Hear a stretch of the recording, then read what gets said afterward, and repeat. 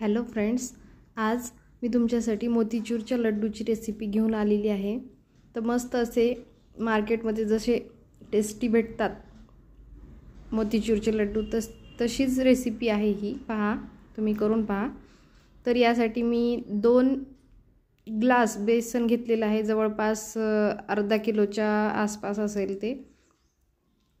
तर ते घेऊन मी त्यामध्ये टेस्टसाठी थोडंसं मीठ टाकून त्याला भज्याचं पीठ कसं असतं पातळ, तसं मी त्याला पातळ करून घेणार आहे।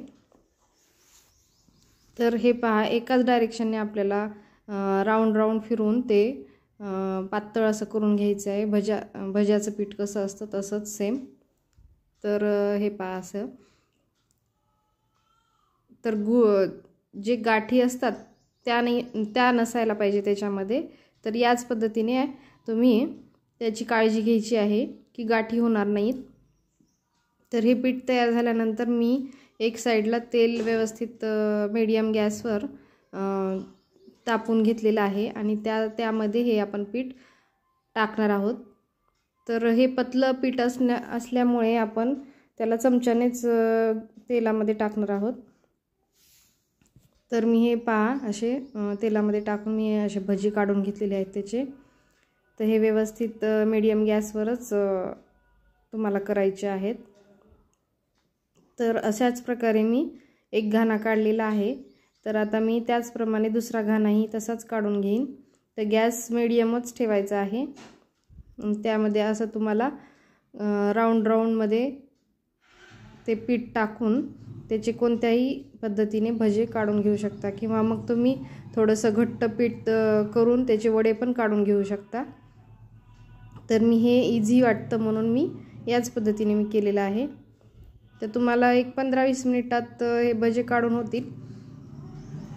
त्याच्यामध्ये तुम्हाला सोडा टाकायची गरज नाही किंवा काहीच नाही, फक्त मीठ टाकून पातळ असं पीठ करून घेऊन त्याचे भजे काढून घ्यायचे आहेत।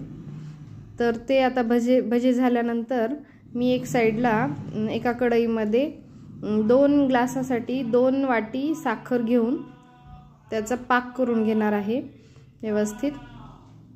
तर 2 वाटी साखर घेतलेली आहे मी आणि गॅस मीडियमच ठेवलेला आहे। तर त्यामध्ये 2 वाटी साखरसाठी 1 वाटी पाणी, या पद्धतीने मी त्याचा पाक करून घेणार आहे।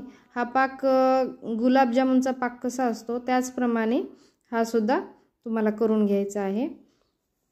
तर तो गॅसवर पाक होईपर्यंत आपण हे भजे जे आहे काढलेले आपण ते मिक्सरमध्ये ग्राइंड करून घेऊया। तर मी आता हे ग्राइंड करून घेतल्यानंतर हे असे बारीक करून घेतलेले आहेत मिक्सरमध्ये। एकदम जे आपले मोतीचूरचे लड्डूची जे बुंदी असते त्याचप्रमाणे ते बारीक होतील। तर इतपत असे बारीक होतील असे तुम्हाला मिक्सरमधून फिरून घ्यायचे आहेत। तर मी तसेच त्याच प्रकारे सगळे भजे मी मिक्सरमधून काढून घेतलेले आहेत, बारीक करून घेतलेले आहेत।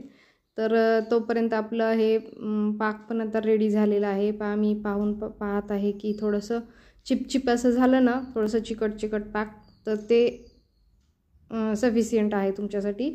तर ते तुम्ही तसं झाल्यानंतर तुम्ही गॅसची फ्लेम बंद करून टाकू शकता। आणि नंतर मी याच पाकामध्ये फूड कलर यूज टाकत आहे मी ऑरेंज कलरचा।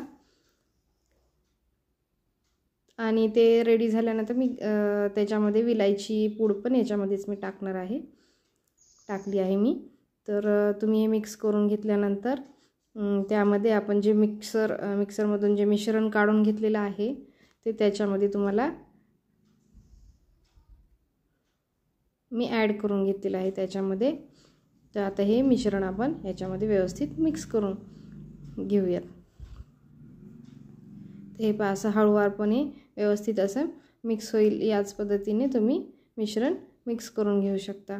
आणि नंतर मग आपण हे व्यवस्थित मिक्स झाल्यानंतर परत तुम्ही गॅसची फ्लेम लोवरती ठेवून गॅस चालू करून ठेवा।